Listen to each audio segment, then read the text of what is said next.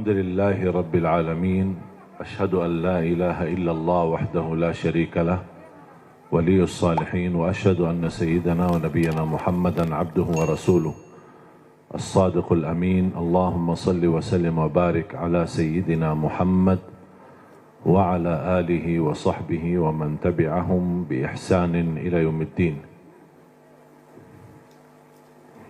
سبحانك لا علم لنا إلا ما علمتنا إنك أنت العليم الحكيم.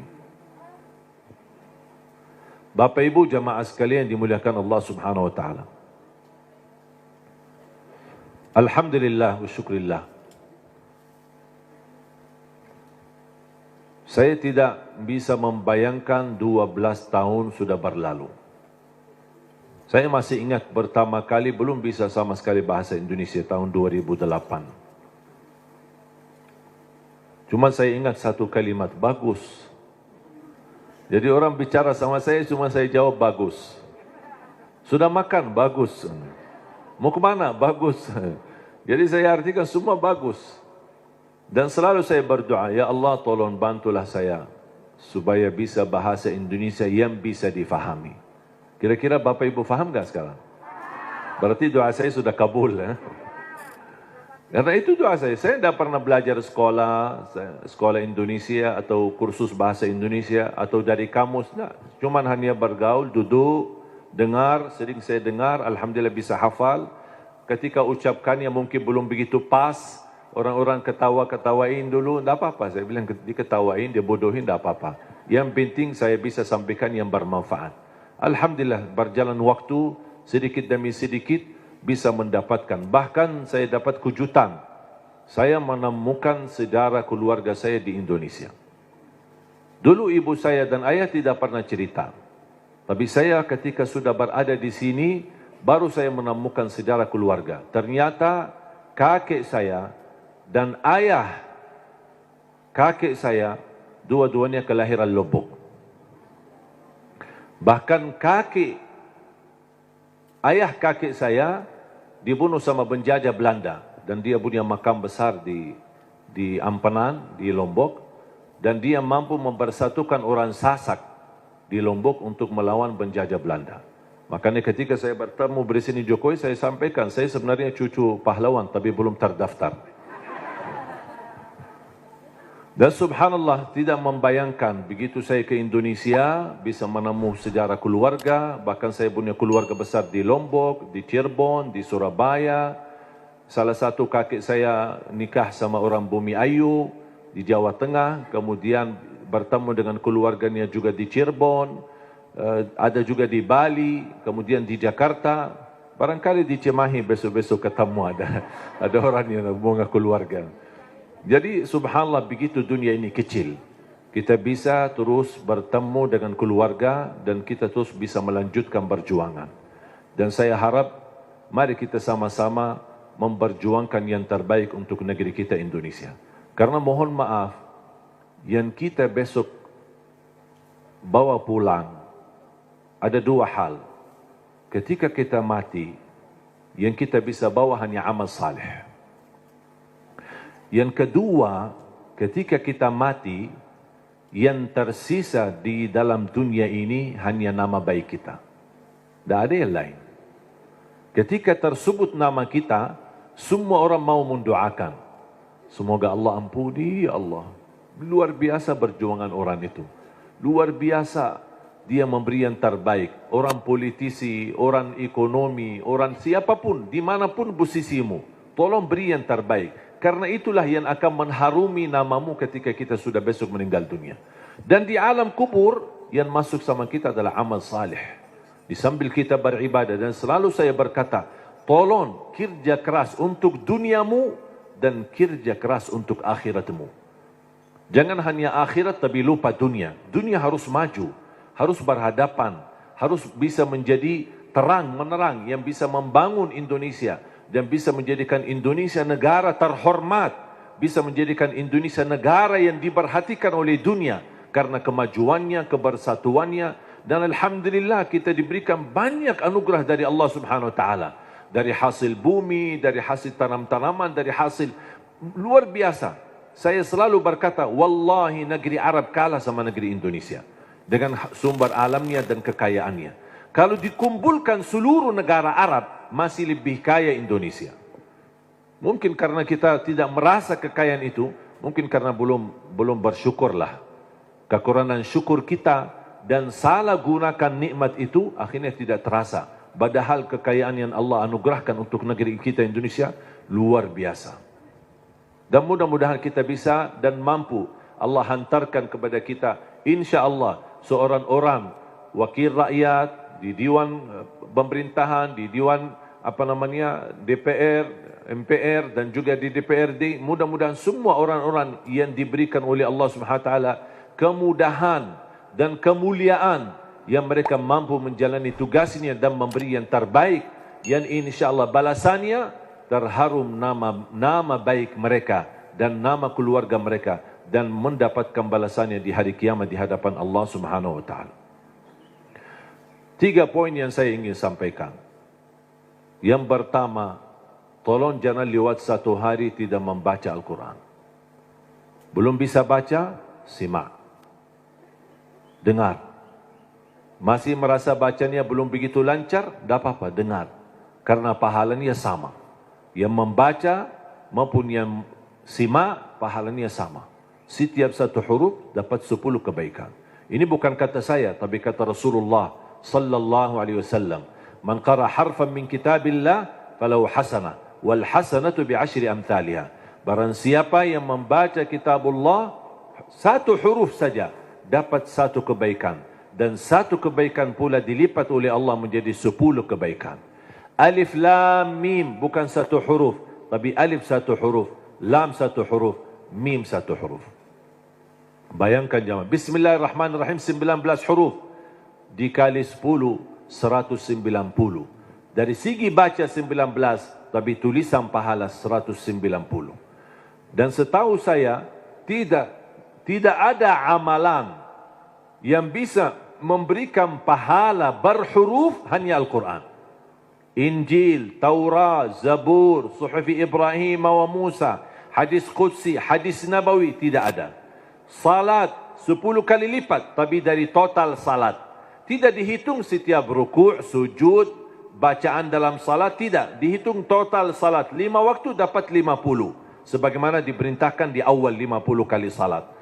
Tapi Al-Quran satu-satunya ibadah yang nilai pahalanya berhuruf. Bersatu huruf.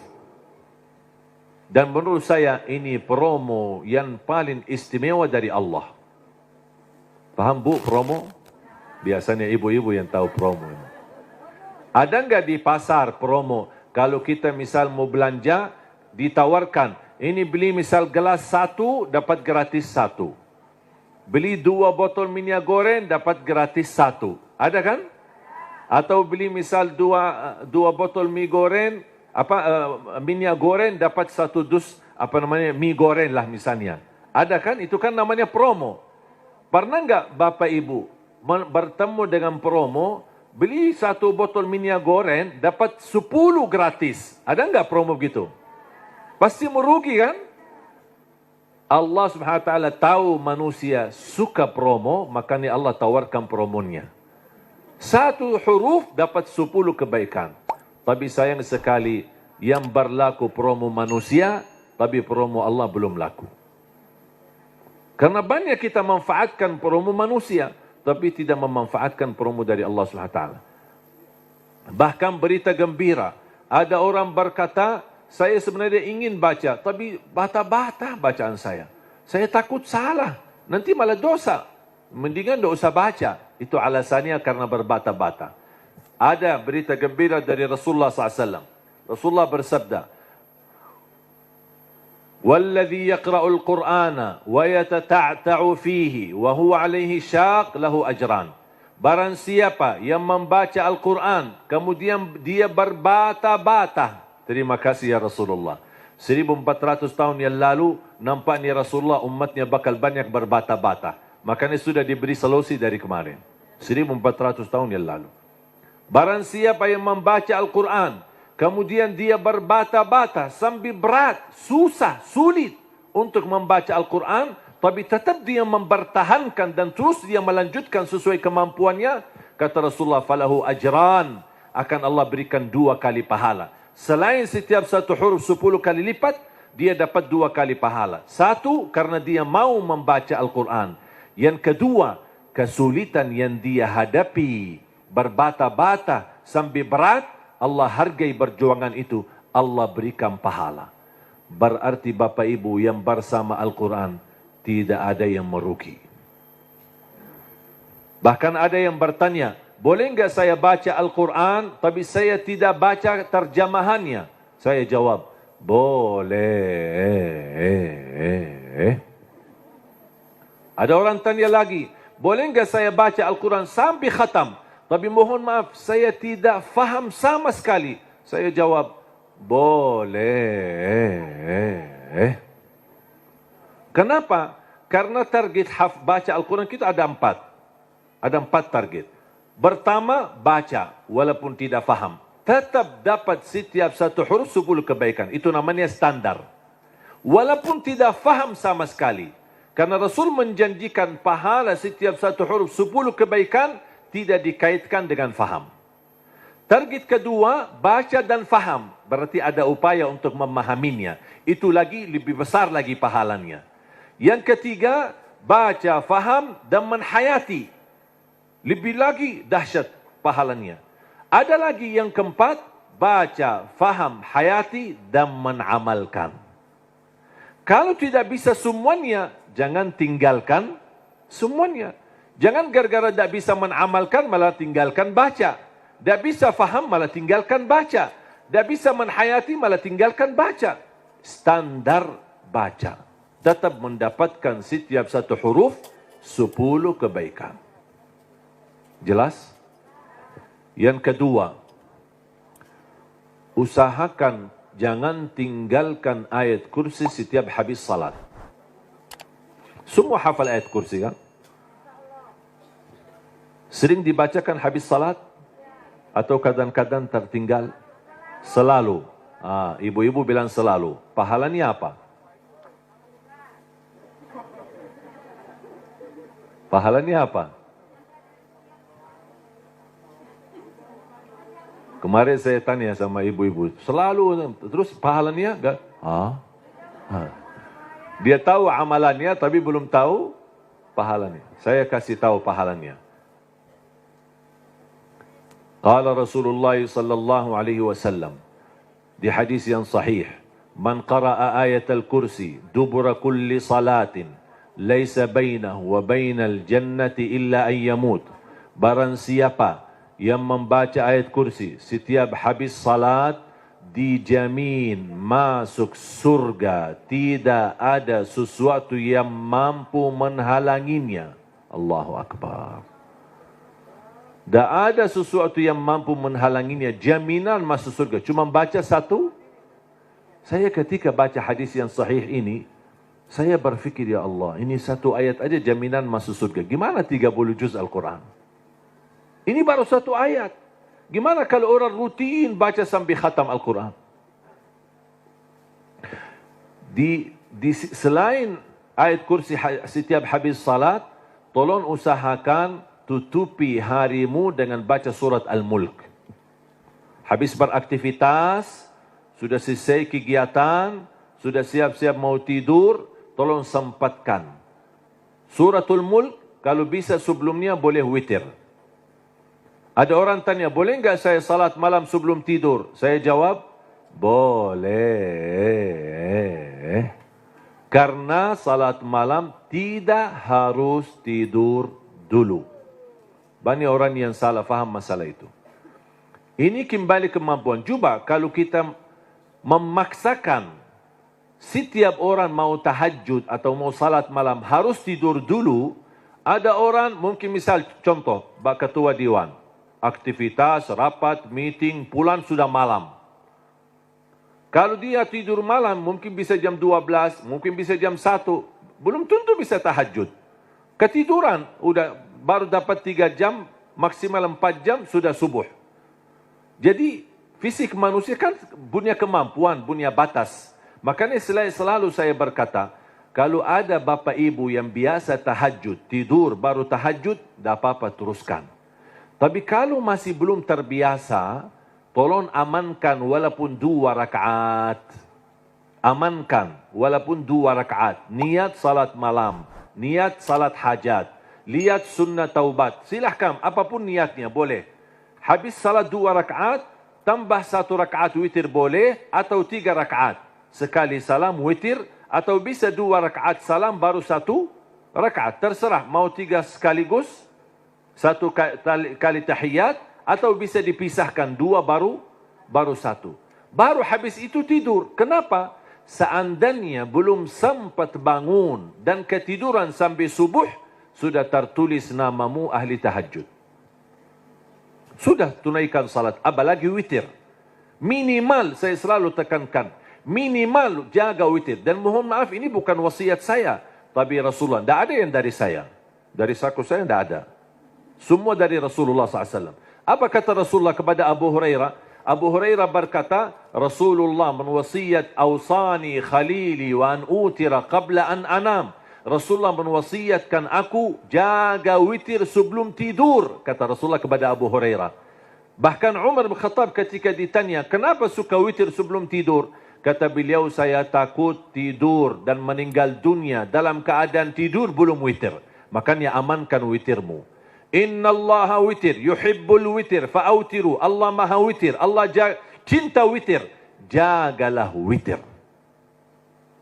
Dan salah satu sunnah yang Rasul tidak pernah tinggalkan adalah sunnah witir. Tidak pernah tinggalkan, sehat, sakit, musafir, dimanapun berada. Selalu jaga witir. Dan sunnah yang kedua, sunnah subuh. Sesudah azan, sebelum salat wajib, ada sunnahnya. Bahkan di menurut mazhab Abi Hanifah, sunnah subuh itu dianggap wajib. Selain Abu Hanifah dianggap sunnah. Memang dia sunnah, tetapi hampir sunnah, tapi martabatnya seperti martabat wajib. Karena sunnah subuh, pahalanya lebih besar daripada dunia dan seisinya. Saya berkata, subhanallah, ini baru pahala sunnahnya. Kira-kira gimana yang wajibnya salat subuh? Habis sudah laksanakan witir, mau tidur, tolong bacakan suratul mulk. Belum lancar bacaanmu, setelkan. Dari HP boleh, atau CD murattal, suratul mulk, atau dari YouTube. Sudah alhamdulillah puluhan bahkan ratusan ribu murattal. Tinggal milih apa yang kita suka. Sambil kita di tempat tidur, berbaring, kita bisa dengar suratul mulk. Kenapa disuruh baca suratul mulk? Apalagi di ujung aktivitas kita, seandainya malam itu meninggal dunia, sudah dapat jaminan selamat dari siksa kubur. Suratul Mulk, jaminan selamat dari siksa kubur. Yang terakhir, sedekah.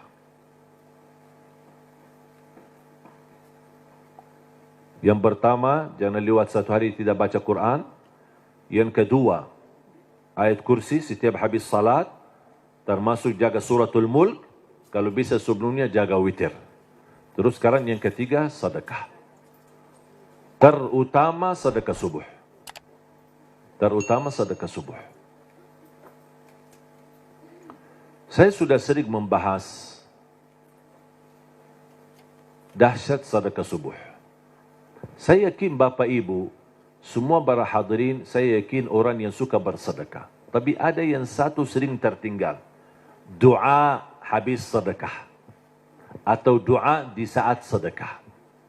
Tahu enggak Bapak Ibu, doa di saat sedekah termasuk doa makbul? Tapi kadang-kadang kota amal lewat, kita isi tapi tidak doa. Sering kita lupa doa itu. Padahal bisa, ya Allah aku mohon dengan berkat sedekah ini, titipkan pahala sedekah ini untuk kedua orang tuaku. Ya Allah aku mohon dengan berkat sedekah ini, sembuhkan penyakitku kalau lagi sakit. Ya Allah dengan berkat sedekah ini, mudahkan urusanku. Apapun hajat kita, luar biasa dahsyat sedekah. Termasuk sedekah subuh. Dan saya sudah buat ada tausiah, ceramah. Mungkin Bapak Ibu nanti habis acara berkenan, bisa lihat di channel YouTube kami, namanya Dahsyat Sedekah Subuh. Saya sudah bahas satu tausiah, khusus hanya membahas keutamaan dan manfaat daripada sedekah subuh. Dan sedekah setiap waktu dan setiap saat ada manfaatnya. Tapi lebih istimewa di waktu subuh, itu lebih dahsyat. Bisa Bapak Ibu, saya tidak akan bongkar apa isinya dan apa rahasianya. Bisa Bapak Ibu nanti lihat di YouTube. Sedekah menjaminkan husnul khatimah. Sedekah menjaminkan selamat dari kematian kecelakaan. Sedekah menjaminkan selamat dari kematian kebakaran. Sedekah menjaminkan selamat dari kematian mendadak.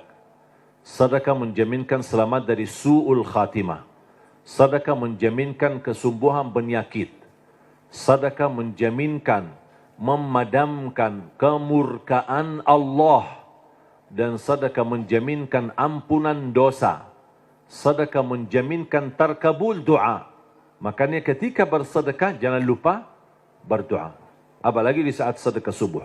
Dan cukup ketika bersedekah sebut satu hajat. Jangan habis salat subuh mau isi sedekahnya koin tapi doanya sampai terbit matahari. Malu sama Allah, ku kelamaan. Kata malaikat, apaan? Ku doanya panjang banget. Padahal sedekahnya baru koin aja. Tolong disesuaikan. Satu kali sedekah, satu kali hajat. Dan selalu dalam kebaikanmu, sisakan dalam doamu, jangan lupa doa untuk orang tua. Saya sudah belajar, apapun yang saya amalkan, apapun amalannya, di ujung saya amalkan itu, saya selalu berdoa, ya Allah aku mohon, titipkan pahala amalan ini untuk kedua orang tua. Saya selesai tausiah, pas pulang, ya Allah aku mohon titipkan pahala tausiah ini untuk kedua orang tua. Habis ngaji, ya Allah aku mohon titipkan pahala ngaji saya untuk kedua orang tuaku. Habis salat, ya Allah aku mohon titipkan pahala salatku untuk... Apapun amalannya, apapun, saya sudah belajar menjadi salah satu upaya berbakti baik sama orang tuanya. Karena berbakti baik sama orang tuanya, walaupun mereka sudah meninggal atau di posisi yang jauh, tidak bisa bertemu setiap waktu dan setiap saat, melalui doa, insya Allah terhitung sebagai berbakti baik. Ada seorang bertanya, kalau orang tua saya sudah tidak ada atau sudah meninggal gimana? Apakah saya masih punya kesempatan berbakti baik? Saya menjawab, masih punya kesempatan. Ada dua amalan, sedekah dan doa, bisa menjadi bermanfaat untuk orang tua kita. Dan semoga kita bisa bersama-sama, kita selalu niatkan dan doa untuk orang tua. Mudah-mudahan kekurangan kita di masa mereka berada, mungkin kita sebagai anak, namanya anak muda, di masa dulu mungkin banyak membuat orang tua sakit hati, menyakiti perasaan mereka. Namanya anak-anak, tidak merasa dan tidak menyadari. Makanya ayo mari kita sama-sama memperbaiki. Semoga semua dosa-dosa kita di hadapan orang tua dan terhadap orang tua mudah-mudahan diampuni oleh Allah Subhanahu wa taala dan dijadikan kita orang yang berbakti yang mendapatkan pahalanya di sisi Allah Subhanahu wa taala. Amin ya rabbal alamin. Mudah-mudahan insyaallah menjadi saksi bagi kita semua dan mudah-mudahan menjadi amal salih yang bisa menyalurkan pahala yang tidak terputus sampai hari kiamat. Amin ya rabbal alamin. Mari kita sama-sama berdoa. Bismillahirrahmanirrahim. Alhamdulillahi rabbil alamin. Allahumma salli ala sayyidina Muhammad wa ala ali sayyidina Muhammad. Allahumma ya Allah ya dzal jalal wal ikram. Berilah kepada kami petunjuk kepada jalan yang lurus. Hidupkanlah kami dalam keadaan iman, wafatkanlah kami dalam keadaan Islam. Akhiri hayat kami dengan husnul khatimah. Jadikan kami semua serta keluarga kami ahlul Quran, pencinta Al-Quran, penghafal Al-Quran, yang mendapatkan syafaatnya Al-Quran. Ya Allah, lancarkan upaya dan ikhtiar Majlis Nurun Nisa ini bersama Yayasan Budi Luhur. Ya Allah, jadikan perjuangan mereka menjadi amal salih yang diterima di sisimu. Dan jadikan tempat ini menjadi tempat pusatnya cahaya yang menyebarkan rahmat lil alamin, yang membawa keberkahan, yang menjadi pusat pendidikan agama, yang bisa memfasilitasi akhlak yang mulia ya rabbal alamin. Allahumma ighfir lana wa liwalidina wa li jami'il muslimina wal musliminat al-ahya'i minhum wal amwat. Allahumma ya Allah, atas izinmu kami bersama-sama bertemu di majlis ini, di dalam acara ini. Anugerahkan kepada kami kemuliaan, sama-sama bertemu kembali di dalam surgamu ya Allah bersama Nabi Muhammad sallallahu alaihi wasallam. Rabbana taqabbal minna innaka antas samiul alim wa tub alaina innaka antat tawwabur rahim. Rabbana atina fid dunya hasanah وفي الآخرة حسنة وقنا عذاب النار وصلى الله على سيدنا ونبينا محمد وعلى آله وصحبه وبارك وسلم والحمد لله رب